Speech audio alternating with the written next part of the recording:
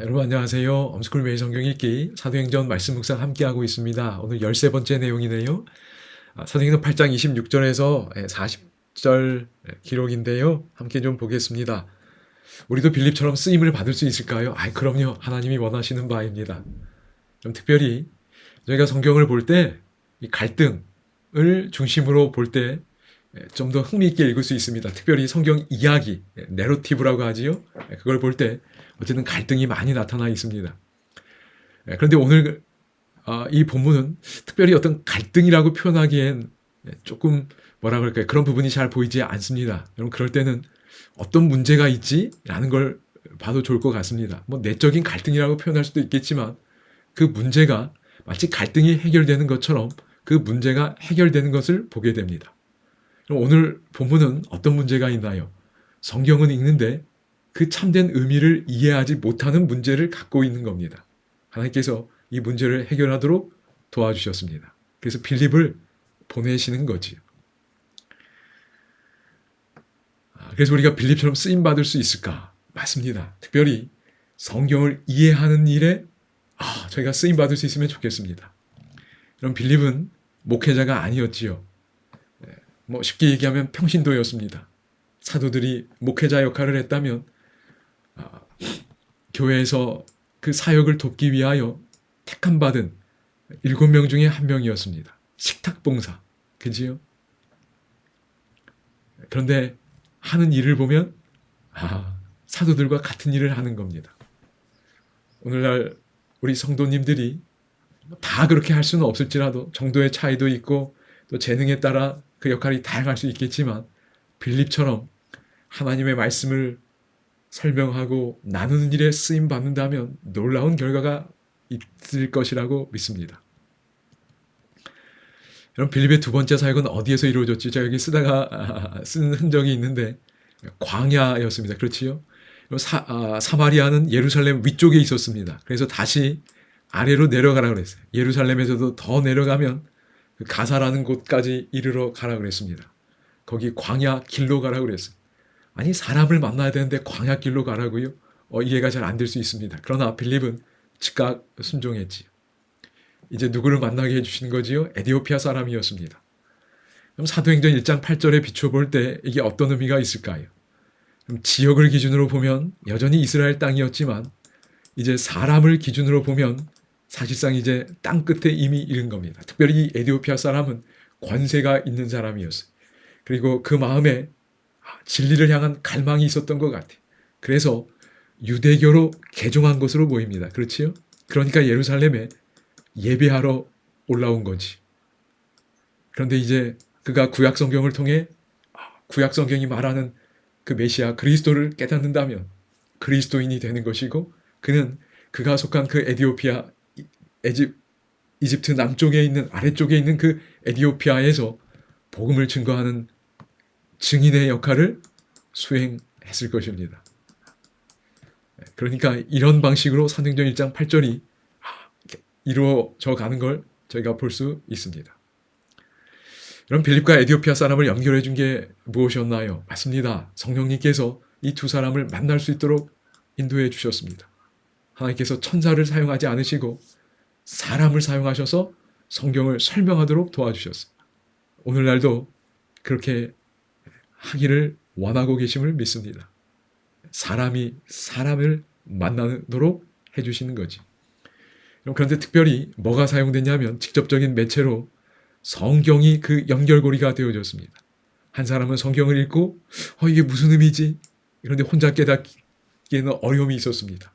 그런 문제를 갖고 있을 때 하나님께서 빌립을 만나게 해주셨어요. 빌립을 보내셨습니다.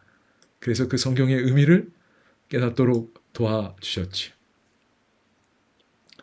특별히 이 이야기에서 제가 하나 좀 참고해서 좀 생각해 보고 싶은 건 고대인들은 글을 읽을 때 어떻게 읽었을까요? 여기 제가 이렇게 표시해 놓은 게 있는데 묵독이 아니라 무슨 방식이었을까요? 낭독입니다. 28절에 보면 돌아가는데 수레를 타고 선지자 이사야의 글을 읽더라 그랬어요. 아마 글을 읽어야 되기 때문에 수레가 아주 빠른 속도는 아니었을 것이라고 생각이 됩니다. 모르겠습니다. 천천히 혹은 적당하게 이렇게 가고 있었어요. 글을 읽었습니다.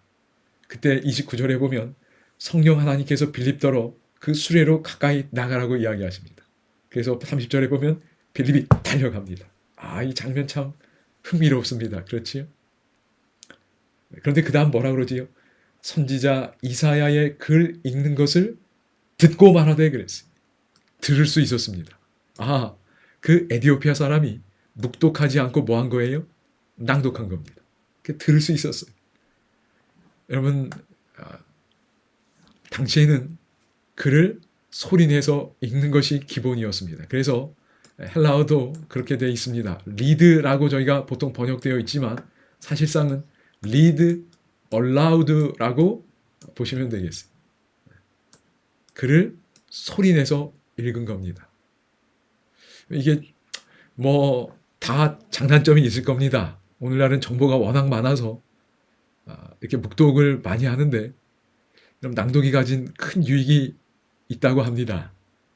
그리고 그렇게 낭독할 만한 가치, 소리내어 읽을 만한 가치가 있는 성경이지요. 가장 가치 있는 책 아니겠습니까?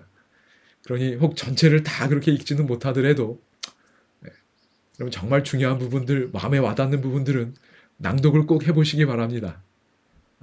그리고 성경은 가급적 낭독으로 최소 한두 번이라도 읽으면서 그 내용을 마음에 새기신다면 더 큰 유익이 있으리라 여겨집니다. 저도 다 읽지는 못하더라도 이게 익숙지가 않아서요. 부분이라도 소리내서 읽어보려고 노력하고 있습니다. 여러분, 에디오피아 사람의 회심 이야기가 갖고 있는 특징은 어떤 게 있을까요? 여러 특징이 있겠지만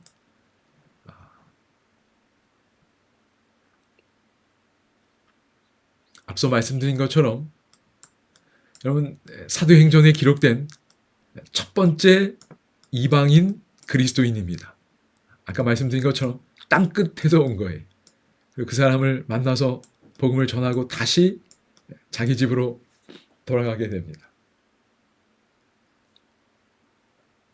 하나님께서 특별히 이 사람을 택하셔서 이렇게 만나게 하셨음을 보게 됩니다.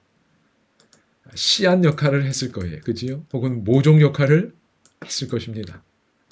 사실 모든 그리스도인은 그리스도의 예수의 증인으로 부름받은 사람들이라고 믿습니다. 그걸 잘 보여주는 거지.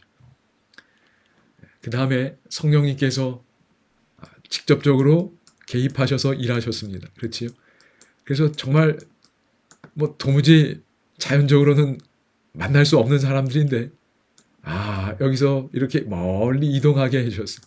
그 길에서 만났습니다. 그렇지요? 하나님께서 주도하신 걸 보게 됩니다.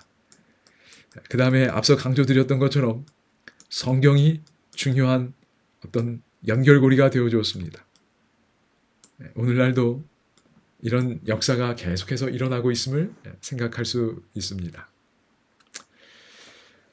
여러분, 저희가 이렇게 빌립처럼 쓰임받기를 원합니다. 그렇지요? 하나님께 쓰임받는 게 얼마나 행복할까요? 그런데 그래서 가장 먼저 우선적으로 할 수 있는 일은 뭐 그 재능이나 은사나 여러 역할들이 있겠지만 누군가에게 내가 성경을 말해줄 수 있는 사람이 되는 것 참 거룩하고 아름다운 목표 아닐까요? 저희가 지금까지 어떤 삶을 살아왔든지 이런 목표를 우리 마음속에 간직하면 좋겠습니다. 우리 자녀들에게 또 우리 소그룹 사람들에게 내가 읽은 성경 이야기를 할 수 있는 사람, 그런 목표가 우리 안에 자리 잡을 수 있기를 소망합니다. 그래서 오늘 찬양은 나의 사랑하는 책, 그 찬양 준비했습니다. 여러분, 그 찬양 들으시면서 이 소망 우리 마음속에 간직하시고 우리 하나님과 기도하는 시간 가지시면 좋겠습니다. 여러분, 감사합니다.